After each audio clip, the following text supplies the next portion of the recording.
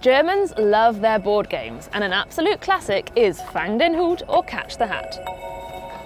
Teams of little hats move around the board trying to catch one another or the special golden hat. But today we're putting a political twist on this family favourite and playing Catch the Voter.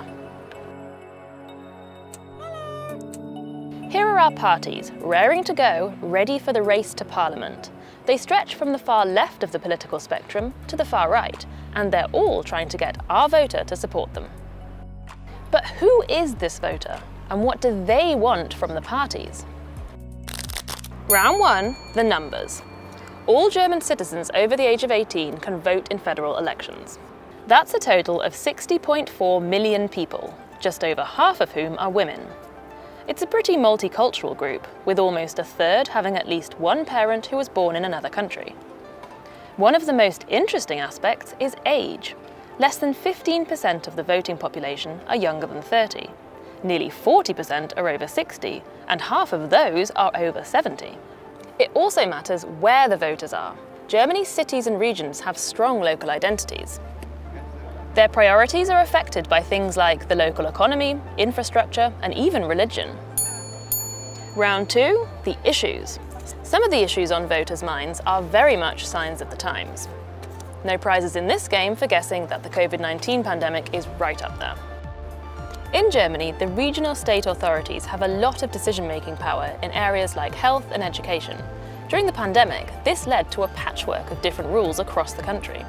But what do voters want to see done at the federal level? Dass die nächste Regierung sich den Problemen widmet, die durch die Corona-Pandemie wieder in den Vordergrund gerückt sind, wie zum Beispiel die stockende Digitalisierung. First is ensure full immunization of the complete population in Germany. Second is no more lockdowns. I want my future government to restore my freedom. We have to be prepared. If there's a mutation on it, then we have to be prepared to answer to that as quick as possible. Next up, climate change. A topic that's difficult to ignore after the deadly floods in Germany this summer. In a recent survey, more than 80% of participants said they want to see urgent action on climate protection, a view shared across generational and party lines. Naturkatastrophen waren immer sehr weit weg und im Moment ist es direkt vor der Haustür. Abgesehen davon habe ich das Gefühl, dass gerade die ganze Welt brennt. I think we need an earlier coal phase out and instead invest in more renewable energy. Ich hoffe, dass die nächste Regierung etwas mehr in unseren Alltag eingreift, dass wir spüren, dass es nicht mehr so weitergehen kann. You need to propose solutions for all the cuts you're going to make in the social life, in the industry. Immigration and foreign policy have of course been huge topics in Germany in recent years, and they're back in focus following recent developments in Afghanistan. This is one area that polarizes voters, and it has pushed some away from the larger centrist parties. Deutschland sollte bei der Flüchtlingsfrage deutlich mehr regulieren, kontrollieren und zur Not auch abschieben. Wir brauchen Arbeitskräfte und diese Menschen brauchen einen Wohnort. Vor allem, wenn man bedenkt, dass Deutschland in vielen Fällen auch direkt an der Ursache der Flucht für diese Menschen beteiligt ist. Finde ich auch, dass innerhalb der EU Lösungen gefunden werden müssen, wie das fair verteilt werden kann unter den Ländern. Issues which always feature heavily include education, the economy and jobs, security, and the distant dream of digitalization. And remember all those over 60s voters? Their voting power is clear in the prominence of Rentenpolitik or pension policy in the party manifestos. Final round, voter behaviour. Germany hasn't yet jumped on the worldwide trend towards personality-driven politics. Once again, in this year's lineup of Chancellor candidates, there's no sign of a larger-than-life maverick or celebrity-turned-politician. But in any case, voters here don't directly elect the Chancellor. They vote for members of Parliament, and they're the ones who'll decide who gets Angela Merkel's old job.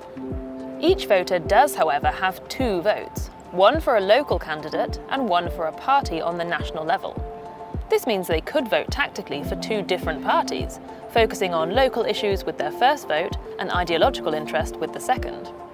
In the last election in 2017, a quarter of voters split their ballots in this way. While TV is still the main source of information for most Germans, the switch to digital platforms has begun, with smaller parties, especially on the right, having made the most ground so far. Some of the larger parties are trying to catch up on Facebook, hoping to bag themselves some boomers, but they've also begun to make a play for younger voters on platforms like TikTok, with varying degrees of success and plenty of cringe. So on September the 26th, it's time to roll the dice again. Which groups will have the biggest turnout? Men or women, young or old, people in the east or west, or people in the cities or in the countryside? And what will be going through their minds in the voting booth? Will it be migration, jobs, climate, or simply the faces of the top candidates? It's all to play for in the 2021 finale of Catch the Voter.